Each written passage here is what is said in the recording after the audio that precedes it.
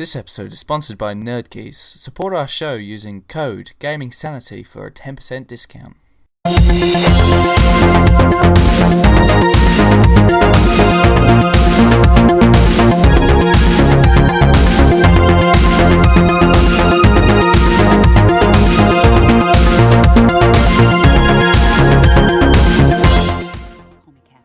Hello everybody and welcome to our Overlooked Games Part 4. Now what we're doing is we're doing like a little spin-off show now for Overlooked Games, which is going to be separate from the main show that usually turns up on a Saturday or Sunday.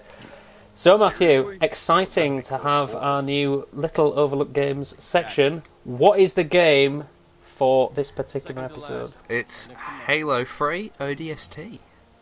Fantastic. It still is. It is an excellent game, I have to say. It is an excellent game. It is actually the most overlooked and underrated out of all the Halo games.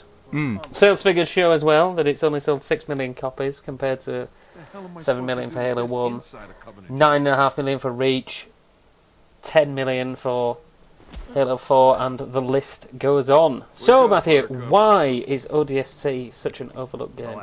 Well, mainly, when it was first announced, the fact that it was more of a prequel to Halo 3, it really just didn't feel like it was going to create something new for the series. And people tended to avoid it, which was quite bizarre, because it was still a Bungie product. Also, let's just clear up for people. It was set between sort of Halo 2 in the whole Mombasa section. Also, the thing is the little kiddies, they love their Master Chief, and the fact that it wasn't going to be the Master Chief in this one really brought a tear to their eyes. I have to say that's one thing I actually did like about the game, though. There was a sense of vulnerability to the character. You know, you had to go get health packs. You weren't this invincible warrior. You had to change your fighting style. It brought you back to basics, really. It gave you a completely different look on the Halo 3 engine, especially.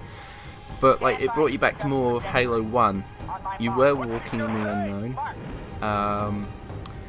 This was the original vision for New Mombasa from Halo 2. And they've finally been able to, with the consoles at that point, they were able to bring out what they envisioned was Mombasa, and they did a stellar job, and they did so many different environments that really worked.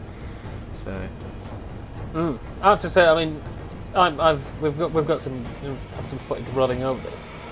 I was very impressed with the initial feeling of almost like a survival horror game. Almost, you were unsure of what was going on. The streets were very dark, deserted. There was sort of signs on the wall saying "Reach is dead." You know, beware of the sergeant. You know, all these things, and it kind of had that sort of little vibe of maybe a survival horror game. And I also enjoyed the fact that the game sort of slowly progressed, and you know, there were the big exploration sections as the rookie, and then obviously as you found certain parts, you were able to go back in time into the actual action sections with the various characters. But as well, a very well written story for the time, and good character development. Yeah, which is unusual. I mean, there is some confusion in the storyline, mainly as the rookie is collecting clues of where his missing teammates are. And it just seems to be he finds a clue and it automatically tells a story. But the way you have to kind of see it is that everything is being watched by the city AI, so when one of these items is found, this is the footage that the AI of the city has actually picked up and is actually showing to him. The night sections with the rookie were truly brilliant. They brought magic to that game. As the daytime sections, which was it 7 hours before what the rookie has to go through with the other players, they brought in so much colour and vibrance to the city. It was definitely more action-based, wasn't it? Yes. When you sort of visited the old ones. And the rookie really just brought you down to that survival. You were by yourself, and it was a very lonesome area.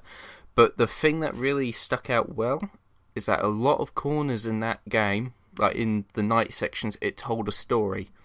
You're walking down specific alleyways, you're seeing like a fair amount of corpses lying around, kind of thing, and they're positioned in such a way that they do tell a story, and you do have to you have to collect certain telephone recordings as you go through that actually give you another story during the event of the Covenant moving into New Mombassa's area. It was excellent. I have to say, I was highly immersed earlier when we were recording some of the footage with this. It gets I'd you... actually forgotten as well how good the soundtrack was as well. Now, obviously, it's Marty O'Donnell. We should never ever say that it was going to be an underpar soundtrack, but I have to say the atmosphere created by that soundtrack, ominous. Yeah, and this is what I heroic almost at certain points as well. You know, a very well balanced all round soundtrack that gave off a really good atmosphere, I thought. Yeah, well, the soundtrack really, the intro sequence to the game really immersed you in really quickly and really strongly. What I noticed is that Martin O'Donnell is a fantastic composer.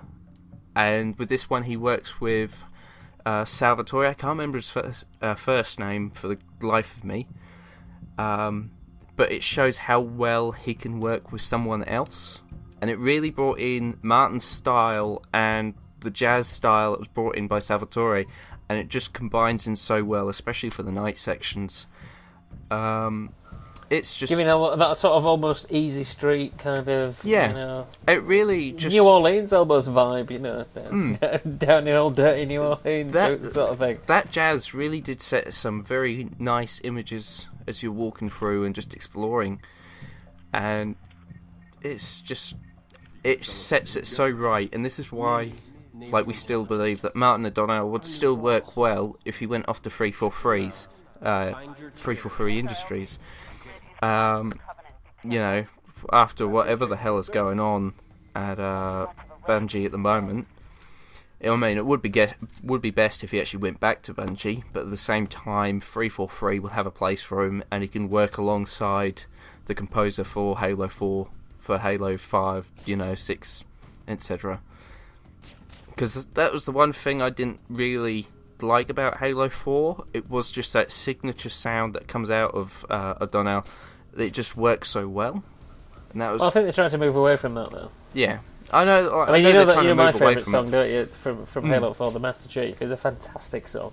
When you fly in the spaceship near the end, that for me it encapsulates what he actually is and what he's trying to do at the time. You know, and obviously they went for a more gritty feel as well, didn't they, in Halo 4, and a bit more sort of emotions and stuff. So obviously you can't have all this sort of bombastic, you know, hero music almost.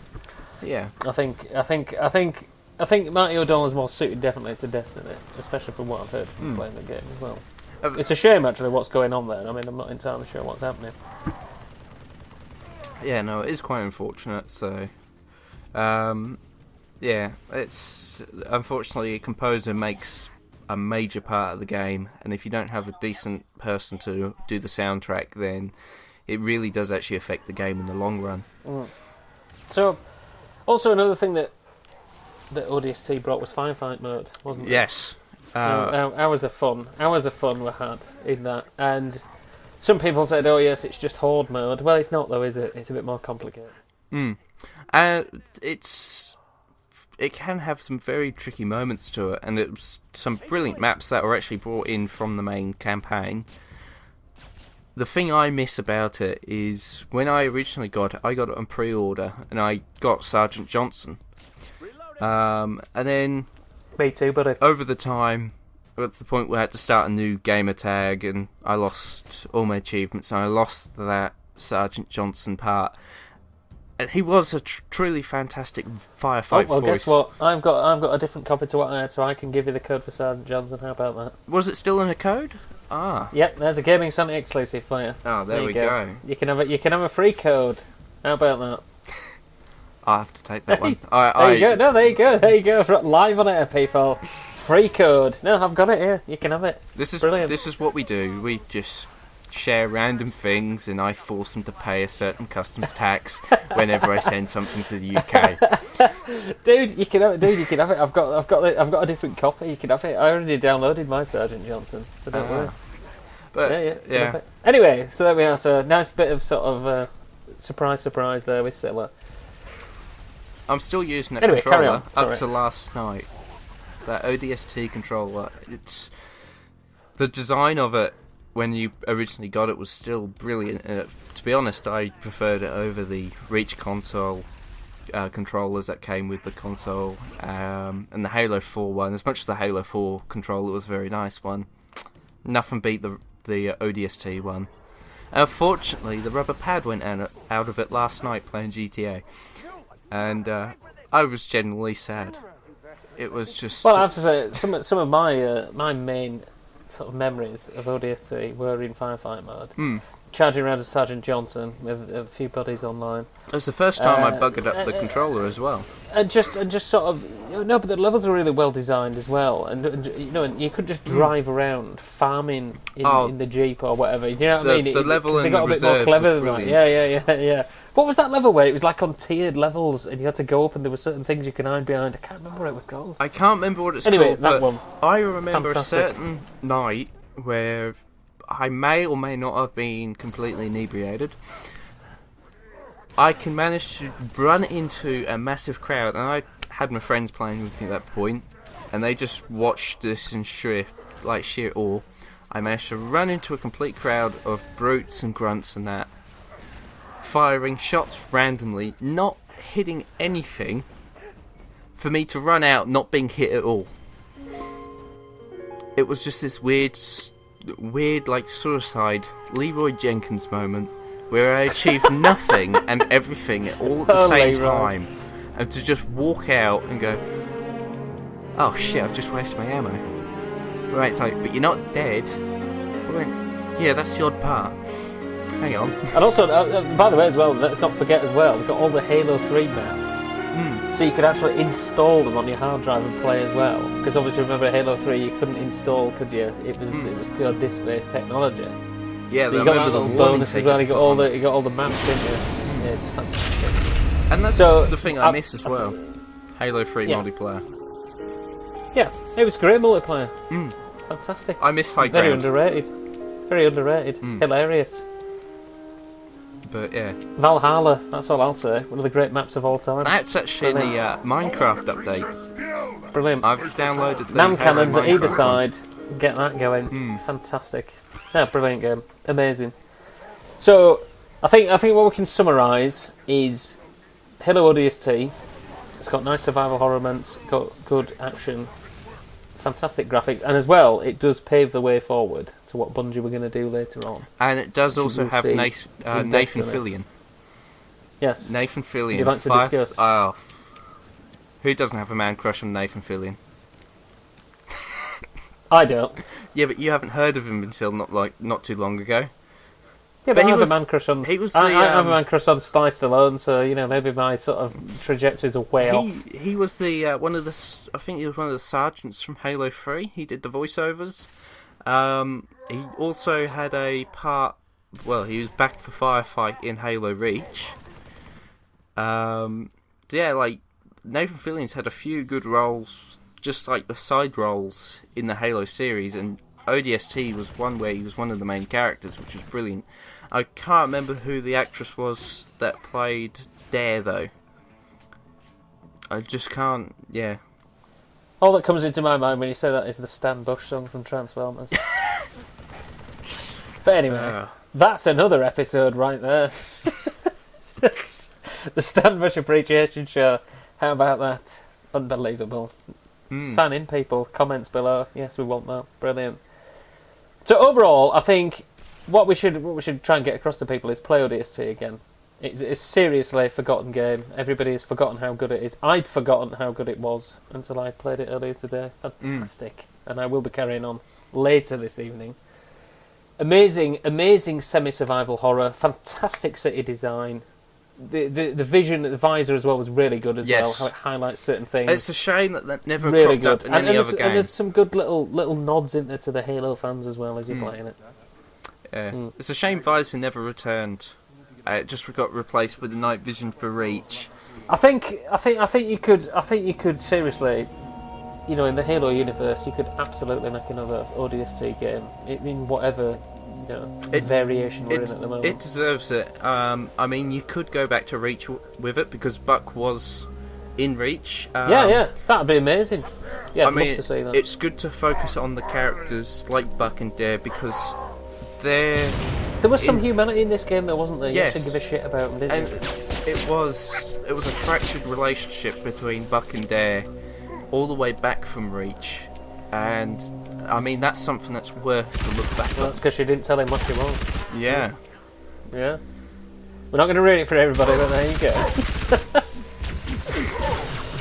Yeah, she's a ghost. Anyway, there we are.